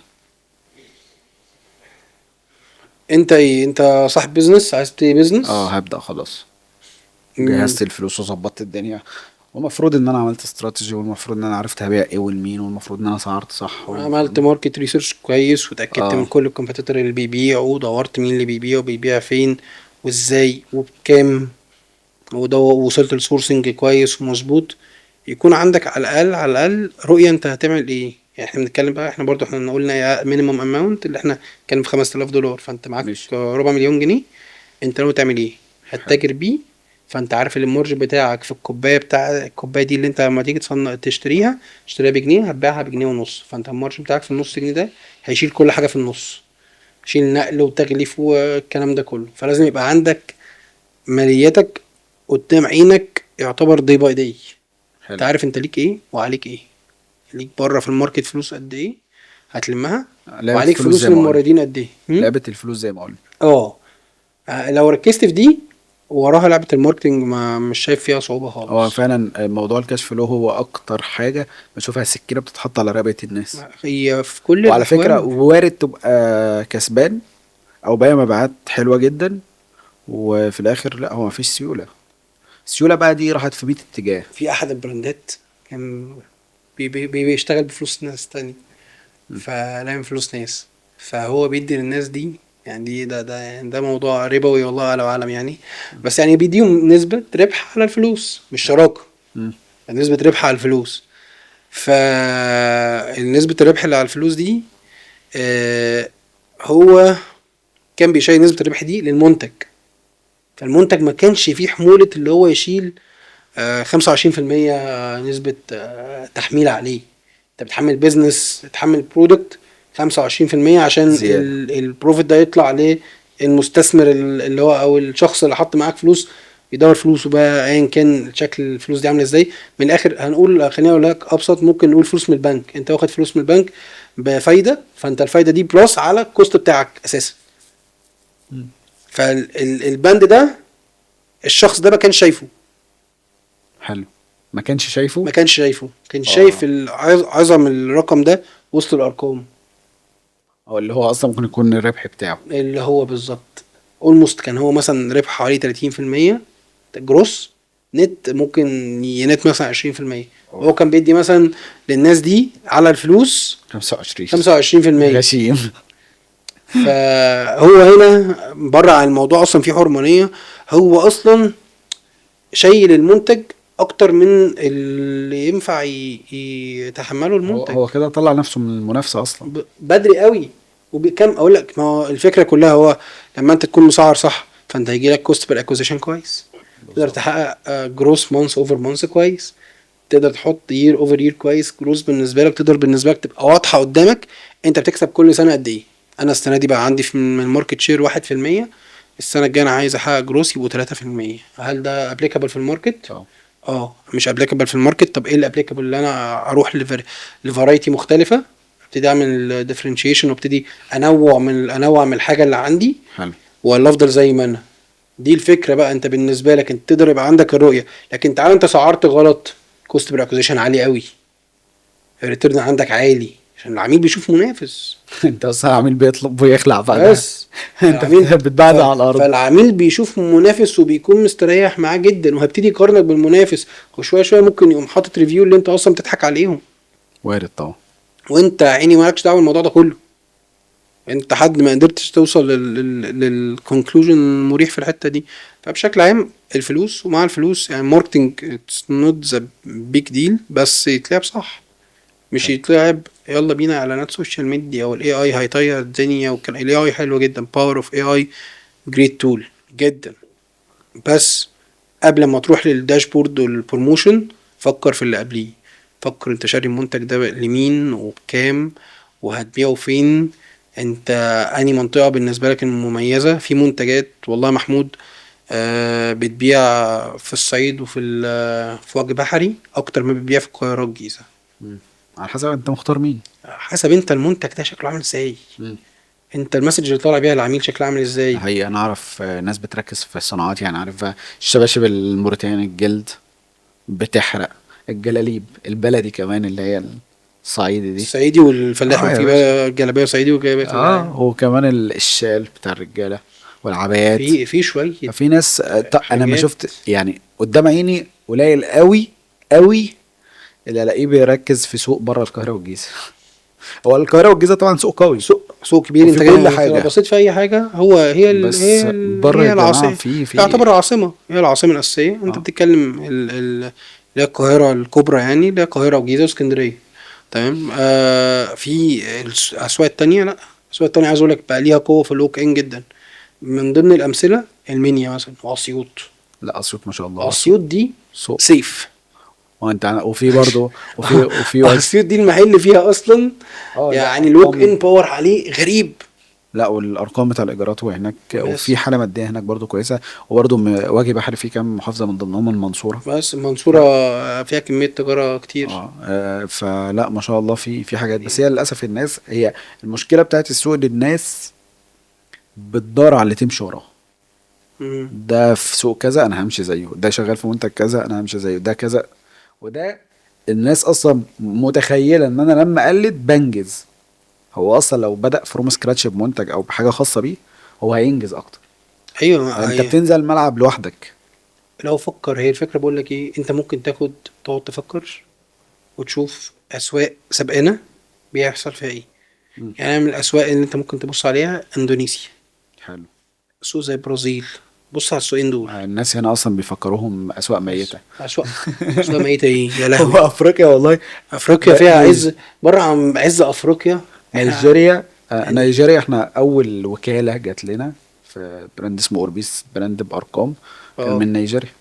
اوربيس. وبلق. اوربيس اصلا وبلق حاجات قبل السعوديه البرفيوم وقبل. بتاعته عالميه بمان، حته تانية. الحمد لله. بس ما شاء الله، الله اكبر كان يعني. قبل بس قبل السعوديه وقبل الامارات، لا حد دخل وخد بالك اكبر منهم هما الاثنين الحمد لله يعني.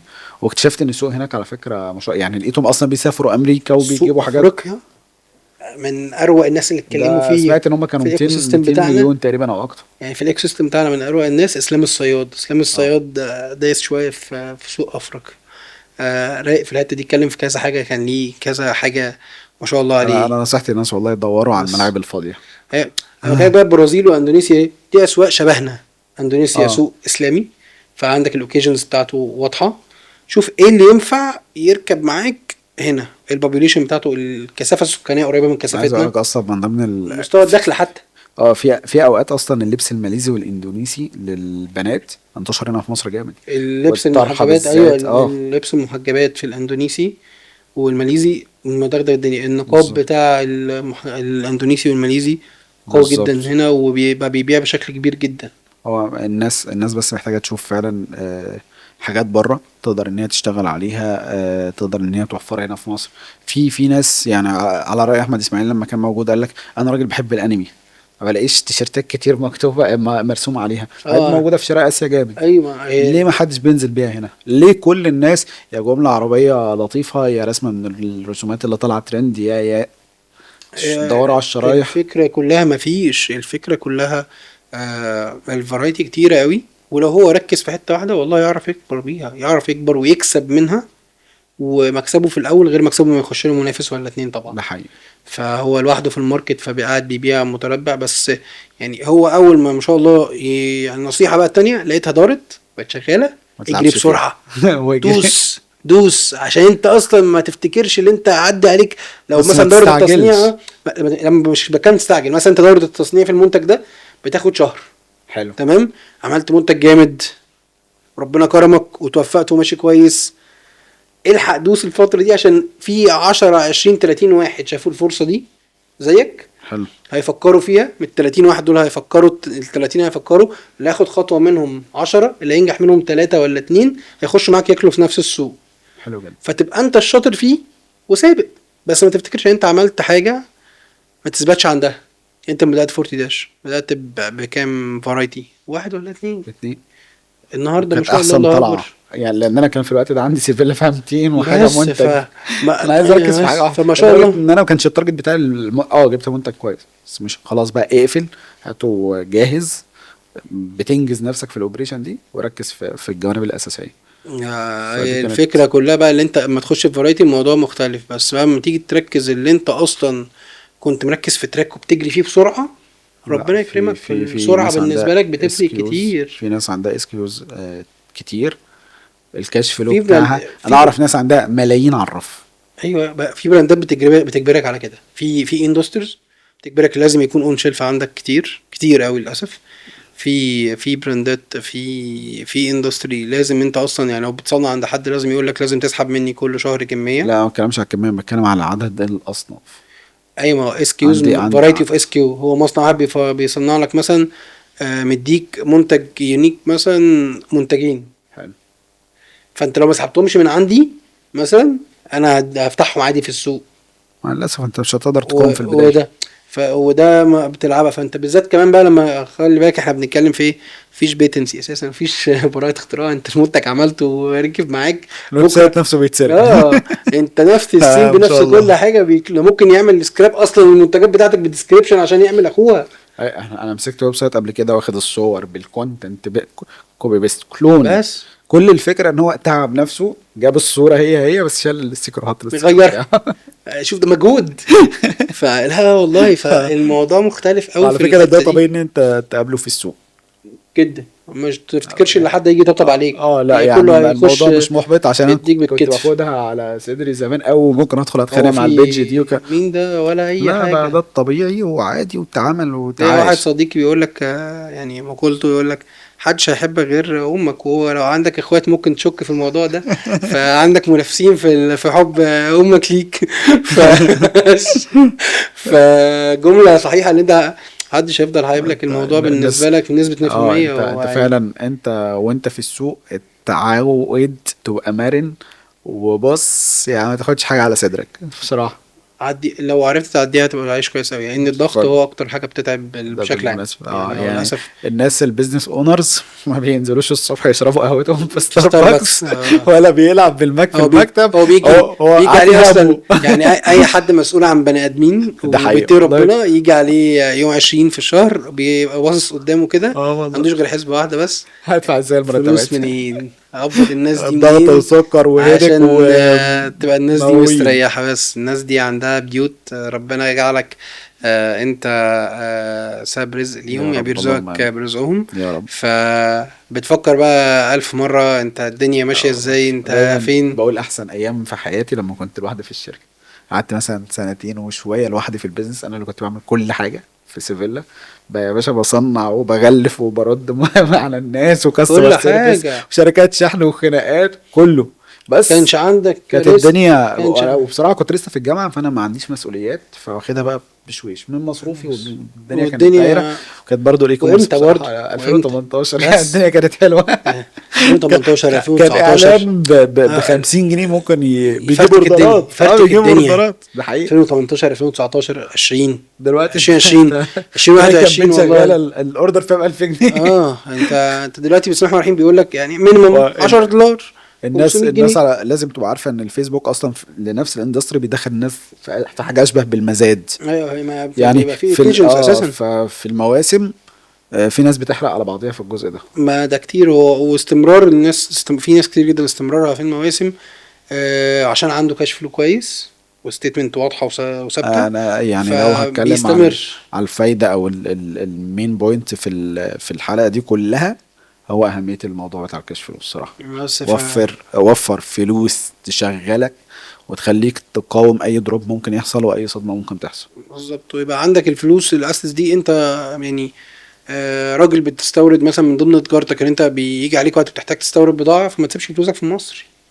يعني فلوسك مش مصري، انت هتستورد فهتدفع بالدولار، فتحط فلوسك للتاجر بشكل رسمي عشان ما نلبس. ايوه طبعا بشكل رسمي البنك موجود يا جماعه. ايوه بشكل رسمي، انت بتروح للبنك عندك حساب مستورد تحط فلوسك فيه عشان تقدر طبعا اي حد لسه بادئ يعني ما يشغلش نفسه بالموضوع ده عشان هو كبير عنه، الا بقى لو انت معاك سيوله ضخمه. بس احنا قلنا ان انت بتبدا، بما اننا بنتكلم في اساسيات لوكال ماركت، ادخل يا باشا وهات على قدك، هات 10 قطع من المنتج وابدا على قدك بقدر المستطاع. بس ما تستناش من 10 منتجات دول لما يكسبوك $10,000. لا مش ماشي. هيكسبوك بس لو انت معاك بادجت زياده اتحطت في ان انت بس تسوق يعلموك. المنتجات دي صح، وتعمل براندنج صح، وتعرف تخدم عميلك صح، وفعلا هتتعلم بيهم زي ما انت ما قلت. لا يا باشا استنى ال $10,000 ان شاء الله قريب يعني.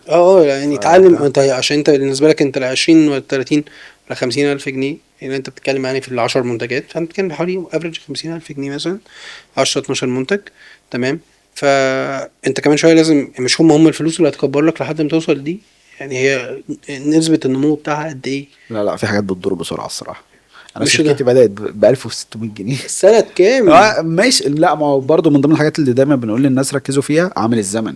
اي نعم، ايوه والموضوع دلوقتي اصعب من قبل كده برضه. ايوه. انت سنه كام كان في كام منافس بيبيع اللي انت بتبيعه يا محمود؟ 4 تقريبا. انت طلعت مره واحده بحاجه يونيك اصلا وسطهم كلهم، بقيت انت مميز في حته معينه وبتبيع من حته معينه، وما جاتش من اول مره. انا فاكر ان انت كان اه فورتي داش ما كانتش سالكه من اول ضربه كانت. فورت ده قعدنا زي بس ما بقول بنش دبان سنه بس في شويه فهل 30 كيلو. بس عشان كده بقول لك فكره 20 50 الف جنيه مش هم اللي هيردوا لحد ما يعملوا ال $10,000. لا هم هيحتاجوا في النص كذا حاجه تاني، منهم وقتك. ده امر يعني اساسي. منهم وقتك اللي ممكن يكون بالنسبه لك سعره احسن وانت موظف في مكان تاني. ده حقيقي. بالمناسبه برضه ده يعني دي مش بنقولها فكره اللي كتير، احنا بنتكلم بس وقلنا انت تبقى قلنا بيزنس المره اللي اونر. فاتت ان في شغلانات حتى في الاي كوميرس مش لازم في كوربريتس وكده، في ناس بتشتغل بتقبض اكتر من صاحب البيزنس نفسه. ده حقيقي. ايوه هو شاطر في حته معينه وبيقبض احسن من صاحب ايوه البيزنس، وعنده استقرار وعنده رؤيه في حاجه معينه وبيتعلم اكتر ده حقيقي. وبيستفيد. ده حقيقي. هو مش لاقي الفكره كلها دي نقطه بقى اللي بالنسبه لي ايه، اتمنى ان الناس توصل لها، بالاخص الاجيال الجديده اللي ما شاء الله عندهم طاقه حلوه. يعني مش لازم تبقى بيزنس اونر، عادي ده ممكن تبقى موظف جامد جدا بريمو، لما تيجي تخش الشركه تمشي تتفك باتنين تلاته. هتقبض كويس وانت لسه فانت صغير. تقبض كويس وانت لسه صغير، وهتعمل فلوس كويسه قوي وانت لسه صغير، وهتبقى عايش بدايركشن مناسب لحياتك، ويبقى عندك الحته اللي مش موجوده عند البيزنس اونر، الورك لايف بالانس. انت مش تقدر تبقى بالنسبه لك بعد الساعه 6 او عايش بعد الساعه 5 بس، اصلا موبايلك. فقادر انت جدا تاخد اجازه وتستمتع بوقتك بشكل عادي جدا. لكن شويه شويه تبقى ربنا كرمك في مانجيريال ليفل مثلا ولا سي ليفل، فانت حتى لو شغال في شركه فانت كوميتد ان انت لازم تبقى مسؤول عن اللي بيحصل ده. ده حقيقي. انت بقيت مسؤول. لكن انت في الجونيور والسينيور ليفل هنقول الموضوع في الهادي خالص، قادر انت تعيش مستريح مبسوط وتاخد فلوس كويسه في حاجات كتيره، بس عشان تبقى شاطر. صح. لكن تروح بعد كده ايه، بعد ما بقيت شاطر بقى في الحته دي مثلا 10 سنين 7 سنين 8 سنين، ممكن عادي جدا تبقى عارف فهمت بقى، شفت قدامك الشركه دي وهي بتكبر حصل عندها مشكله في كذا فانا وقعت فانا اتعلم دي. وبعد ما انت اتعلمت بقى عندك النو هاو، جزء من النو هاو هتروح تطبقه. خسارتك في الحته دي مش تبقى كبيره قوي قد ما انت كنت كفيف ورايح بوشك كده هوب تلبس في الحيط وترجع تاني. صح. البس هوب تعالى تاني احنا قاعدين جنب بعض. صح. فدي الفكره يعني بشكل عام. في ناس والله بيبقى معاها فعلا سيوله وبتلبس، وفي ناس عندها فرصه حلوه قوي مفيش سيولة. وقله السيوله للاسف الشديد بتخلي الموضوع الفرصه تضيع ويفقد الامل. ما الفكره كلها هو بيفقد الامل بدري ليه؟ لان هو شايف واحد تاني بيقول له هوبا انا كسبت وعايش والدنيا حلوه وهشتري فراري قبل ما يبقى عندي 25 سنه، وده يا عيني قاعد مستني يشتري النيسان صاني ومش عارف يلعبها ولا عنده عارف 40 يعملها. سنه.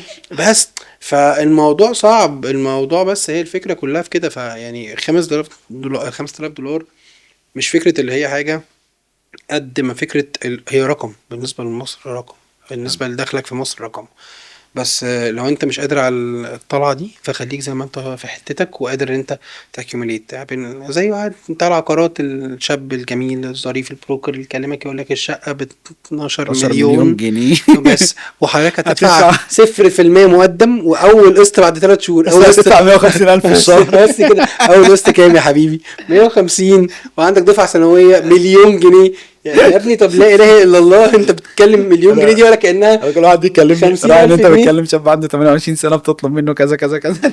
ناس الناس مش طبيعيه. اي واحد يعني مثلا واحد كنت يعني بسأل على حاجة في كده، فبيقول لي اليونت يا فندم ده مقدم 1% وصوت على 12 سنة. قلت 12 سنة 1%، في حاجة غريبة. هي بكام اليونت بكام؟ قال لي بكام؟ شكل 19 مليون حاجة زي كده. فقلت له انت يعني 19 مليون ده رقم حقيقي؟ لا انا بدور، انا عندكمش حاجه ب 2 مليون؟ فقال لي 2 مليون، بس الشهر عايز شقة. قال لي 2 مليون، 2 مليون يعملوا ايه؟ قلت له 2 مليون يعملوا ايه؟ فالولد هو كان رد يدل اللي هو شويه عنده خبرته قليله شويه، فاللي هو انت مليون جنيه انت اللي بتقول ايه اللي بتتكلم فيه ده اساسا؟ امشي يلا انت، امشي يلا انت وال 2 مليون جنيه بتوعك دول على جنب. انا ما اعرفش اصلا احنا هنقسطهم كده كده بس. ف ف فضايقني اصلا رد فعله شويه، اللي هو انت قلت له يا ابني انت كلك على بعضك بتقبض كام يا حبيبي؟ انت مستني تبيع بيعهم 19 مليون عشان تاخد منها كوميشن؟ هياخد ماسك 2%. التليفون قسط وراكب عربيه قسط عشان تقدر اللي انت تيجي تروح العميل. تفتكرش ان انت بعيد عن الحته اللي احنا مش شايفينها هو يا كله حبيبي؟ زي بعض. احنا كلنا منفذين في ماركت واحد يا حبيبي. فالموضوع بكل سهوله ماشي تمام، بس ما تستهترش بفكره الحته دي. في مقابل الناحيه التانيه حد تاني مثلا كلمته في نفس السؤال كان عنده احترافيه جدا في الرد على السؤال، وده كان شاطر جدا. هي البادج دي مش مناسبه للمشروع اللي انا بكلم حضرتك عليه، طبعا. بس انا ممكن ارشح لحضرتك حد تاني هيبقى البادجت دي قد البادجت دي، ممكن ازيد شويه بس مش رقم كبير، بس تبقى وزن البادجت مثلا حاجه ممكن توصل ل 3 مليون. فاهم. الاولاني ما عندوش احترافيه في الرد اصلا، اللي هو انت بالنسبه لك البياع الشاطر اصلا اولا انت عارف مين عميلك، انت رايح بس لحد مش داتا وما تخسرش وبنتصل بكل كونكشن الناس. وتبقى في الضايع. يعني ما فاهم. بتخسرش كونكشن بالنسبه لك، ممكن تفيدك في اي شيء ايا كان. يعني صح. لو هنقول ايه ربحك في الحياه، علاقاتك. ده حقيقي. ربنا كرمك بعلاقات كويسه وربنا ودي نقطة مهمة لأي حد بيفكر يبدأ بيزنس. شوف الكوميونتي بس بتاع الاندستري وادخل يا باشا. بس طيب، قول لي معاك يا صاحبي. المانيوال والكبسولة والخلاصة لواحد خد الخطوة أو لسه بياخدها عشان يبقى عارف هو إيه مطلوب منك يا باشا، 1 2 3 4 5 عشان تظبط الدنيا. قول هوب يلا بينا، يا يلا قول لي شد بقى ويلا بينا. آه، من غير إحباط، يعني إحنا ممكن من غير احباط، لو قلنا زي ما محمود بيتكلم، بواقعية. لو مش فكره احباط قد من فكره خوف على الاكسبكتيشن او توقع شخص، ده بس مش اكتر. حلو. يعني مش بنقول لا $5000، احنا بنقول 50000 زي ما محمود قال. 50000 دول ممكن تكسب منهم بمنتج انت عارف تشتريه صح. يعني خليني اقول لك اسهل حاجه، يعني لعبه نلعب لعبه بعيده خالص عن اللعبه المتداوله. كل الناس بتقول لك روح اشتري منتج، اعمل اعلانات على ميتا او تيك توك، قدم كونتنت وبيعه. انت حلو. بتعرفش تعمل كونتنت فبتتكسف، فعندك احراج، بارير بالنسبه لك، اركن الشغلانه دي على جنب. الشغل بعديها البادجت بالنسبه لك مش كبيره، 50000 دي انا اقول لك لعبه لذيذه قوي ليها. تجيب منتج انت عارف تشتريه صح، عارف تشتريه صح، تمام. بعد ريسيرش مثلا تلاقي المنتج ده بيتباع مثلا فرضا ب 200 جنيه، وانت عرفت توصل له ب 50 جنيه. حلو. تمام كده حلو. في ناس هتقول لك روح بيعه، اعمل بيج وويب سايت وبيع وهوب وطير. انا هقول لك لما تيجي تجرب تفاليديت المنتج في الحته دي، وفاليديت انت شاطر بتعرف تدور فلوس، خش الماركت بليس، مم. خش السوق، خش الماركت بليس بتاع امازون وجوميا ونون. جرب بيهم. شوف الدنيا عامله ازاي بقى، شوف انت هتستحمل الفلوس دي قبل ما ترجع من نون وامازون. عشان ايه؟ عشان نون وامازون عندهم 14 يوم استبدال واسترجاع، ففلوسك تبقى عطلانه شويه. فلما يرجع لك الفلوس انت تتعود ان العميل اللي انت بعت له يوم 1 في الشهر فلوسه ما تدخلش جيبك غير يوم 16 في الشهر. ليه؟ عشان هو معاه 14 يوم قانونيا يقدر يرجع المنتج. فين ولو انت رفضت، حمايه المستهلك هتشلوحك وهتجيبك الاكونت هيتقفل. لا، هتجيبك حماية كده كده. المستهلك كده كده موجودة حتى على اه السوشيال ميديا يعني. بس يعني هتوصلك مهما كان انت عملت ايه، حتى لو انت الورق لسه ما عندكش ورق. يعني لو انت لسه بتبتدي اصلا في الاول هيوصل لك ويعرف يكلمك ويقول لك رقم لا رجع. التليفون. بالظبط، رجع العميل ده طلب عمل طلب استرجاع وانت نصبت لا، كده عليه. كده امازون اصلا بتجبرك على الاسترجاع والاستبدال، بس مش كده، بمزاجك. دي النقطة بقى. فامازون ونون هيخلوك تعمل ايه؟ فاليديشن. انا بعرف الفلوس دي بتعرف تدور صح، وانا بعرف اشتري صح. ما امازون ليها عمولة، مم. بس الفكرة اللي امازون جايبه لك يعتبر عامله لك 20% من الشغلانة، جايبه لك ترافيك. لو ده حقيقي. المنتج ده مطلوب ففيه ترافيك. سواء لك وانت في البيت. بس كده كده في اعلانات فيها امازون ادز جوه امازون ادز، فاهم. تمام، ونون ادز. بس الفكره فين؟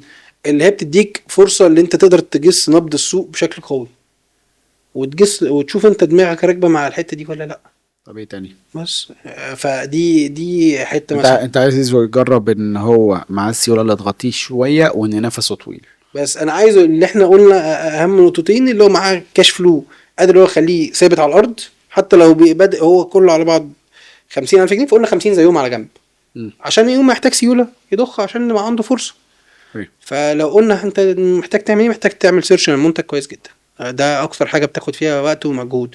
سيرش على منتج ودور على منتج مشابه من اسواق تانية مشابهه للبيهيفير بتاعنا لسلوكنا احنا اساسا. حلو. حاول تاخد فوكس جروب قريبه. فوكس جروب دي ما تبقاش اصحابك وولاد عمتك وولاد خالتك واخواتك، لا، دول كلهم هيجاملوك. حاول تخرج بره عن الحته دي وتشوف الفكره. لو انت بتتكلم في فكره جديده حاول تخرج بره عن نطاق السايكل القريبه بتاعت الفاميلي اند فريندز دي، عشان هتخليك بالنسبه لك تديك ثقه اكبر من حجمها شويه، عشان هم عايزين يشجعوك. فاهم. لو يعني الناس سويه فعايزه تشجعك.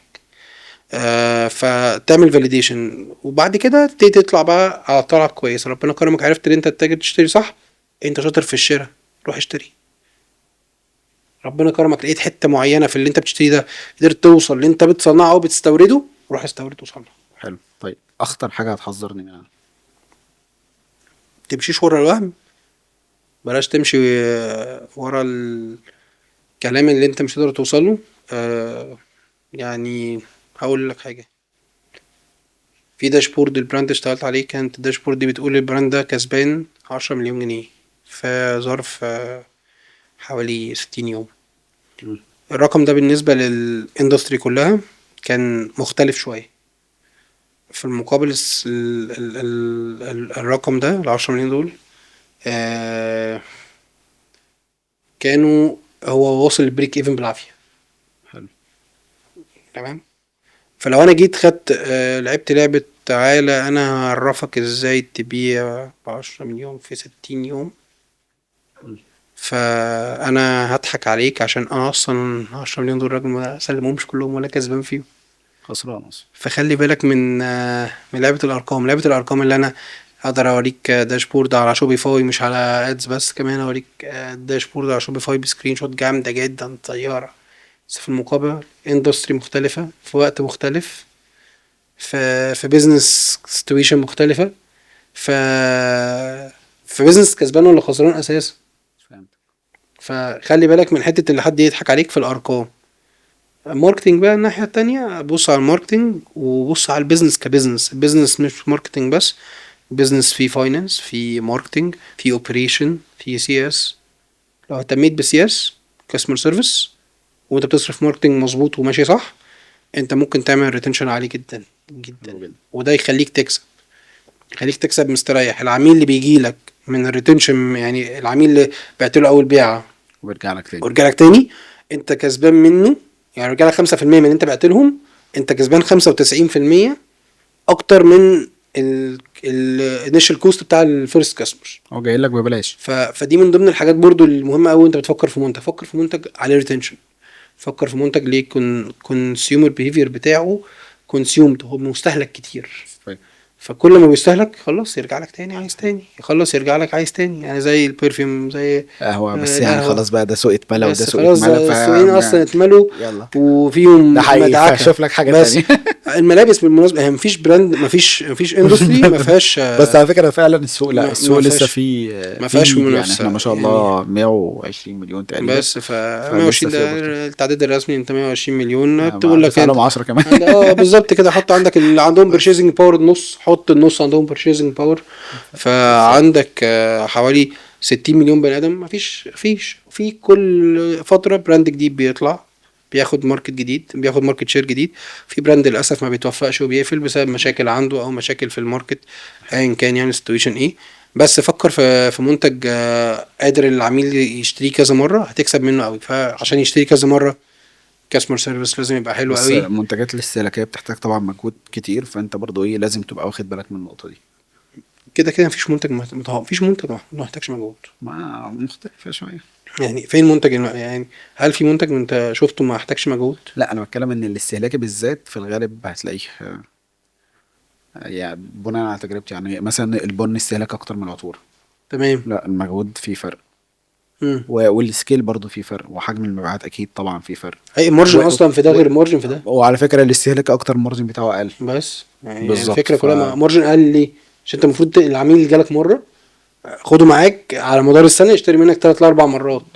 وللاسف هي اغلب الحاجات الاستهلاكيه بتكون في الفودز عموما والكلام ده، بس فدي في الحاجات الاستهلاك الشخص بالظبط. الاستهلاك اليومي بما صح يعني every day use عموما بشكل عام بتبقى دي الاستهلاك بتاعها. فخلينا زي ما اتفقنا نلخصها شوية: منتج يكون عليه طلب واضح وعامل ليه ماركت ريسيرش كويس، منتج يكون عليه ريتنشن تركز على الفلوس، يكون معاك كاش فلو، السايكل نفسها. وقد الكاش فلو اللي معاك ده فيه عندك سيبريتد كاش فلو او باك اب كاش فلو زيه تكون شايله على جنب. ودورة راس المال تكون بالنسبة لك واضحة وصريحة. اكتب كل حاجة من أول يوم، زي الفل. اكتب كل حاجة من أول يوم، وتوفيق ربنا إن شاء الله يكون قبل أي شيء بإذن الله إن شاء الله. الله يهدي، انت نورتنا النهارده، ربنا يخليك يا صدعناك. محمود. ربنا يخليك حبيبي ونتمنى ان محمود. شاء الله، الله يكرمك، ونتمنى ان شاء الله الناس طبعا تكون يعني استفادت شويه من اللي اتقال النهارده. احنا ركزنا على كام نقطه، يعني يا ريت الناس تبدا تحطها قدام عينيها وتركز عليها وتشوف اللعبه الصح بتاعتها ازاي، وتخلي عندها طول نفس وتحاول تتعلم وتتعلم وتتعلم وما تستعجلش. فربنا ييسر كده في حلقه جديده ان شاء الله، ونشوفكم على خير، مع السلامه.